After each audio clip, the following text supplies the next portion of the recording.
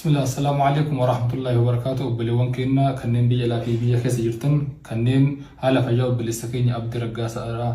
نوجا فجات جرتن نوجا دبتشو ده هل فجاء بلسكين عبدين كيس جرو أسو فيديو الآن فيني أسو صورة الآن فيني أين يلنا من الميديا هنران أمانو في فرقة اللي جرو هل إن كيس جرو نموت مأما فرا فكاتني دينا فكاتني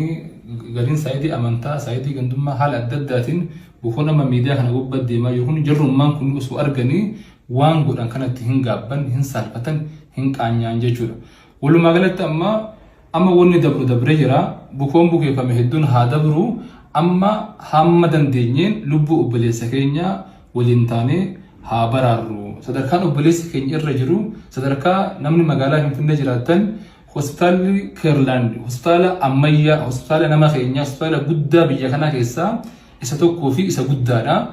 sadarkaa inni illee humna kiyyaa ol jedhee rifarii gara kallattii biraatti barreessaa jiru irra jirra waan ta'eef abdiin bareedaan mucaan rifeensi isaa akkas jiru sun hundi rifeensi sun hundi ka'ee wallahi kallattii kanatu fuula kallattii kanatu mataadha wallahi wabillahi hin beeytan abdiidha nu jennaan amanne malee inni suuraa fi viidiyoon ganama isin argitan suni abdii ta'uu namni hin beeka sun fayyaa qabu abbaan fedhe hin beeka garuu har'a firri barbaade haati isa deessa sudufte ijaallalte kun abdii kiyya abadan hin jettu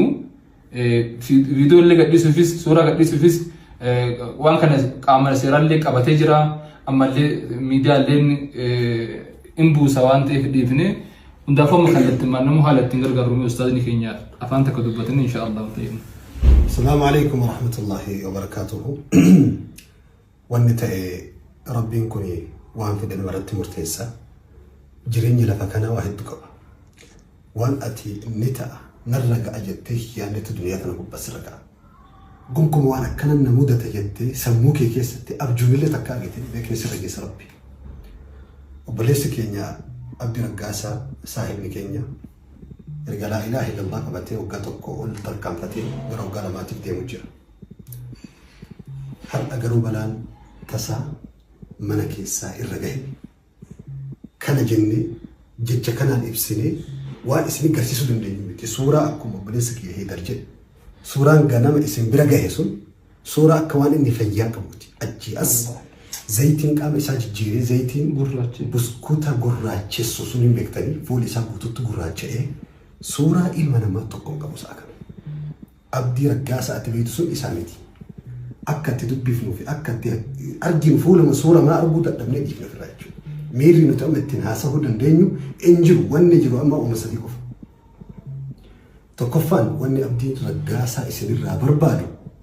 maaltu akkas godhee maaliif akkas ta'ee seerri qabatee jira. Nama akkas sirna waan san dalage kophaa jira moo isa duubaatu jira seerri qabatee bulchaan shaggar furiidha seeronni qabatanii irra jira. warri social media gubbaa jirtan abbooti seeraati miti sin warra poolisaati miti qaama seeraati miti sin as gubbaa jirtan qorattanii waan fete yoo garagalchitan seerri waan mataa isaati qoratee irra gahe qofa nutti gabaasa achi booda tarkaanfii itti aanu seeratu fudhata sun dhimma keenya miti sagalee ta'uu galatooma rifachuu keessan galatooma namooma keessan nu garsiisuu galatooma warri itti qoostanillee guyyaan hin naanna'a rabbiin hin fida itti qoostanii warri zayitii jismi isa affeelisanii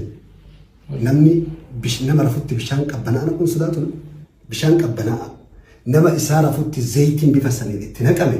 warri har'atti qoosaa jirtan warri gara amantii naannessitan gara gandummaa fi dhimma dhuunfaa keessanitti naannessitanii ittiin qoostan Abdii Raggaasaa har'a ka'ee isin deebisuu danda'u garuu rabbiin guddaan sun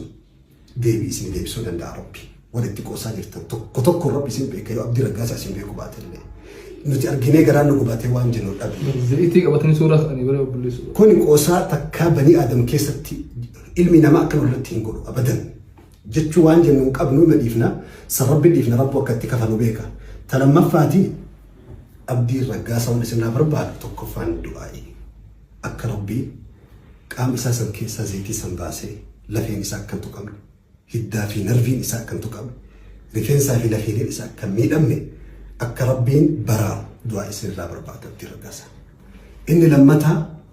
ajandaa dhimma akka waan abbootii seeraa taatanitti faana buutanii waan hunda ol garagalchaa deemtan waan abbaa qabu irraan dhaabbachuudha. Osoo gaafatanii Qabxiin sadaffaan ammatti kallattiin Abdii Raggaasaa keessatti barbaadu gargaarsa. Gargaarsi kun ka gaafataa nama gaafataa nuti gargaarsa nama suuraa namaa uffatee bineensota gaafatutti jirru ilma namaa gaafataa jirra. Gargaarsi har'a mallaqa laafaa miti. Har'a Itoophiyaa keessa nama zayitii bifa kanaan affeelame manni haakimaa yaaluu danda'u sadii qofa jira. Ka dhuunfaa tokko qofa jira. Mallaqa miiliyoonotaan lakkaa'amu gaafata. Amma ajandaa qubee, ajandaa viidiyoo, ajandaa waan adda addaa olii gadi hafarsoo dhiisaa guyyaa tokko maatii keetirra waan akkanaa kan geenye fuula rabbiitiif jaalala obbolummaa walii qabu saniif yoo obbolummaan illee dhabame nama ta'u qofaaf ka walii rifannu saniif Abdii Raggaasaa mallaqa birrii 10 illee ta'u birrii 5 illee ta'u akkaawwantii nu jalatti argaa jirtan kanarratti fuuluma rabbii saniif haganallee maxxansaa haganallee kennee dhiisi. Haguma namummaan sitti dhagahamte obbolummaan sitti dhagahamte san yoo suuraan sun tarii seerri hayyamee gabbaafne suuraan sun yoo gabbahe suura addaati takkaa banii aadama akkas ta'e arguu hin dandeessu. Alaa kulli haalin dhaamsinu dhaammannu kanaa xumurannee warri nu rifattanii biyyoota adda addaa irraa maallaqaan hirmaataa jirtan nu qorataa jirtan dhuftanii qaaman hirmaattanii gaafataa jirtan nu galatoomaa ulfaadhaa isiniin jenna. Wassalaamu alaikum warahmatullaahi wabarakaatuh.